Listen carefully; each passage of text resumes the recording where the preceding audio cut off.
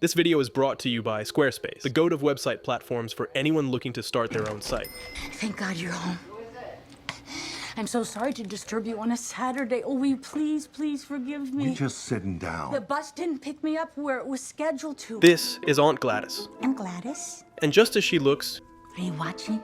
she's one of the most memorable villains I've seen in a long time. So I had to walk all the way across town to get here. But there's something I love about her, and is that she's just as unsettling as she is funny. Oh, I absolutely love this house. Look, a giraffe and a green Chinese that's original in there, I bet it is. And that's because the joke is that, while every other character in Weapons is played in a realistic tone, Gladys's performance belongs in a comedy. Just get her a glass. A bowl, please. A bowl? Yes, a bowl. It's a peculiarity of mine. I don't even try to rationalize it anymore. And unlike your typical genre villain, it puts you in a weird spot as a viewer, because you're not quite sure how to react. And that uncertainty about how you're meant to feel colors the whole film. And to me, that's what makes it brilliant, because at a time when movies in this genre already feel predictable, this one flips your reactions completely. For instance, a film like this would normally try to make its climax as dramatic and intense as possible, but here, it does the opposite.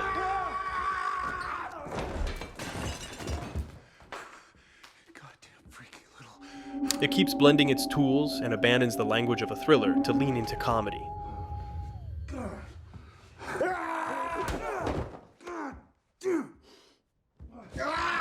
Like here,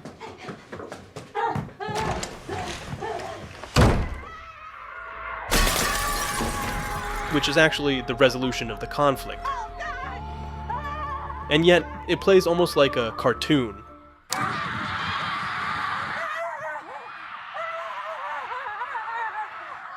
As if it were something straight out of an Edgar Wright gag. And that's partly because there's no music there, so you kind of choose your own reaction. But more than that, it's the cut to that wide shot that suddenly makes the whole situation feel absurd. The complete opposite of what you'd get if it were told through a tighter, classic Chase-style framing. And there's a similar trick happening here as well. I love you so much.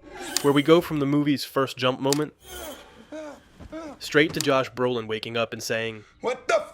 Which I've seen like 4 times now, and it still cracks me up every time. And I think the key to both of these moments is distance, because that's basically what allows you to laugh, which of course is a core concept of comedy.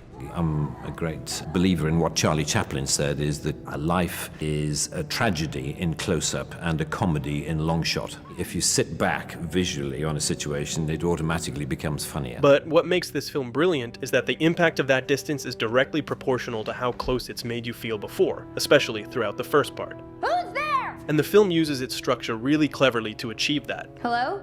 Starting with Justine's chapter, where the language is the complete opposite of the climax, constantly playing with her subjectivity. That's because it's setting you up to expect a conventional thriller, where your knowledge mirrors the protagonist to build mystery, and the film reinforces that idea visually, where the camera doesn't just reveal things alongside her, it even makes these subtle shifts so your perception locks in with hers, like we see here.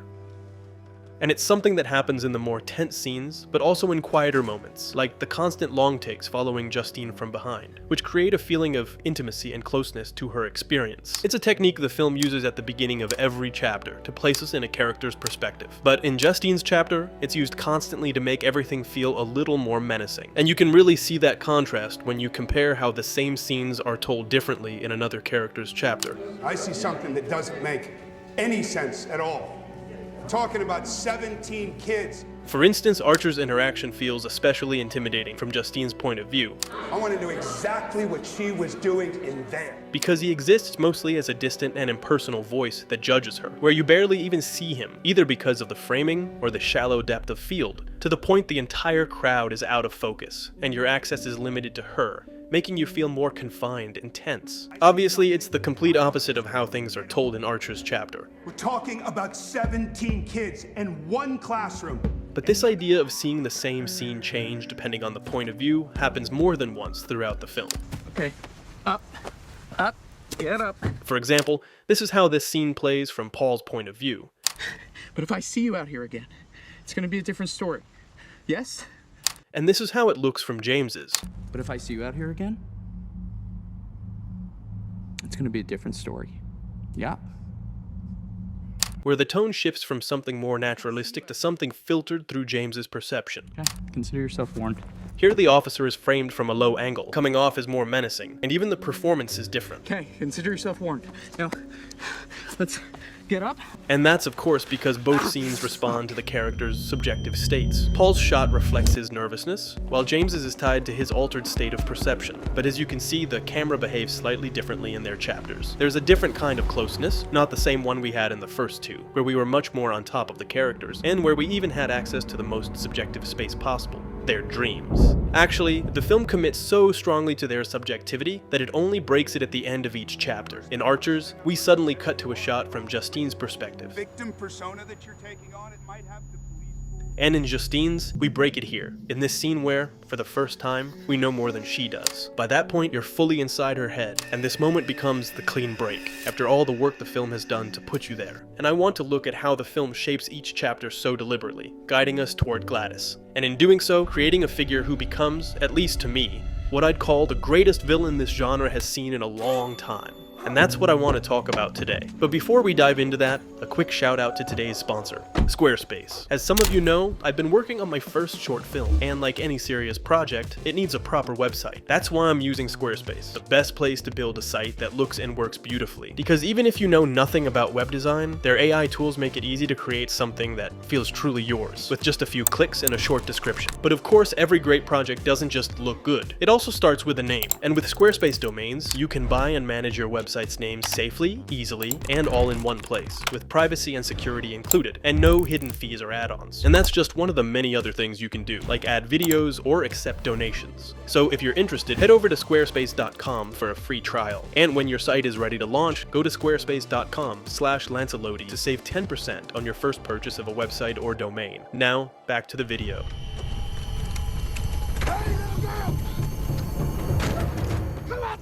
You see, before Weapons, Zach Cregger made Barbarian, and even back then you could already tell he was interested in playing with genre in a way very few filmmakers do. Because usually, when a horror movie leans that hard into comedy, it's really easy for it to slip into B-movie territory. And I actually think Barbarian flirts with that a bit, because it doesn't take itself all that seriously at times. If you haven't seen it, the setup's pretty simple. A woman shows up at her Airbnb, and someone's already there. I'm sorry, who are you? And from that moment on, the whole first half plays like a straight thriller. I was in the basement, and I found this hidden passageway, and there was this room. And little by little, strange things begin to happen inside that house.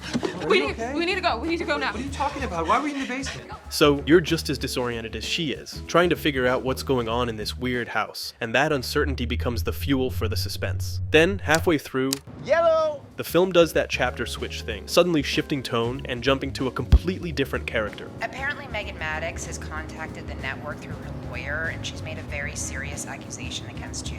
A really unlikable one. And again, Cregger uses emotional distance as a tool. In the first half, you know as little as the protagonist. Someone bit me.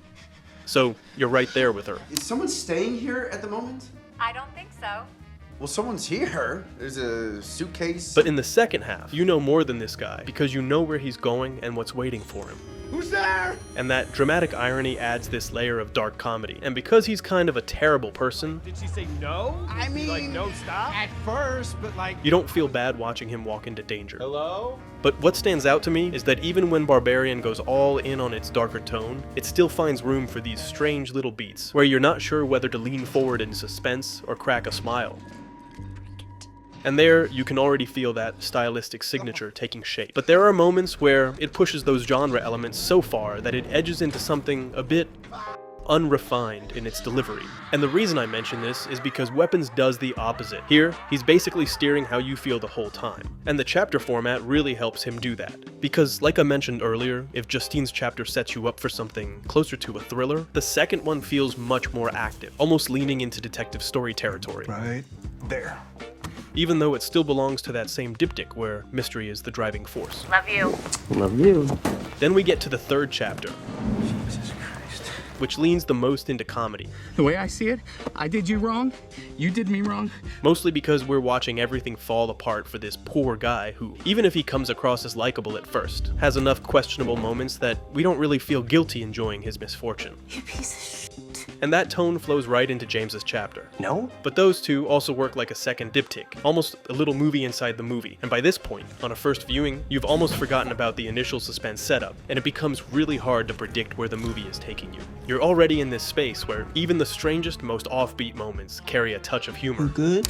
And once that chapter ends, that's where the third movie really begins. Are you really gonna take it there? Even though this fifth chapter technically carries Marcus's name, he's simply the lens for the presence that anchors this portion of the film. Principal Miller? Gladys. Yes. I would really like to get this house cleaned up before your Aunt Gladys gets here, so do me a favor, get your room cleaned up before you start your homework. And the chapter that follows continues that shift, only now we're seeing her through Alex's eyes instead. And that's when the film completes its circle of tones, because Alex's chapter mirrors Justine's in the way information is given, which creates that same sense of closeness, and it also echoes her chapter in how the camera behaves. How long is she gonna stay with us? Of course, everything feels more intense here because we're seeing it through a child's point of view, and the movie absolutely nails that feeling. Gladys becomes this embodiment of a childhood fear. What's wrong? Alex? Oh, welcome home. The kind you get when you see a clown and you can't decide if they're silly or unnerving, or both. And what I like about her is that she is a witch. No, I don't think so. But it's grounded in something oddly real. Detective, come in! Almost awkward. I mean, sometimes she seems socially clumsy, like she doesn't quite know or care how to exist around other people. And of course, her look plays into that too. With all those pink tones, the wig, and the makeup, it feels like this awkward attempt to blend in, or present herself as harmless. But it ends up doing the opposite, and drawing even more attention to her. So she's not the all-knowing mastermind villain type. She's more like your distant aunt. And what I love is that from the very first moment she appears, she challenges you as a viewer. I mean, we've seen quick flashes of her earlier, but this is the real introduction. And it's so disorienting because it's the complete opposite of how a character like this would normally be introduced in a film like this. Principal Miller? Rather than a dramatic reveal in darkness, it unfolds in a mundane setting, in broad daylight, through a casual conversation. And it's a particularly risky choice. Who made the complaint? But that's the only way to make this genre feel fresh. And the crazy part is, it actually works. Because there are very few characters who can be humorous one moment, So I had to walk all the way across town to get here. and unsettling the next. Which is exactly what happens through Alex's eyes, where she suddenly becomes far more unnerving. Alex, sit. That's why the film even presents her almost as if we hadn't seen her before. Because this moment is about discovering her again, through a completely different lens. And it's when we return to Archer and Justine for the climax that the film really pushes its strengths to the limit, because here, fear and humor don't just alternate, they coexist in the very same sequence. And thanks to Gladys, they even collide at the exact same moment, especially when Archer goes down into that basement, Matthew? where you genuinely don't know whether to tense up or laugh when you see this. Personally, my reaction was the second one, and I'm not saying it's the right one, but I do think there are choices in the scene that lead you there, because normally, you'd expect the sound to hit right at the exact moment the lady pops up, like in this edited version. But in the original, the sound cue comes a few milliseconds later, which makes the moment feel less jarring. And I don't think that's accidental, because the movie constantly uses humor to break that tension and keep you off balance as a viewer. And that's why the climax works so well. After everything we've been through, it swings back into comedy again. And it hits with this rush of catharsis. And since we've already seen what she can do, when they finally catch up to her, the comedic beat feels even more earned. It's that moment where the tension finally breaks, and the movie lets you smile again.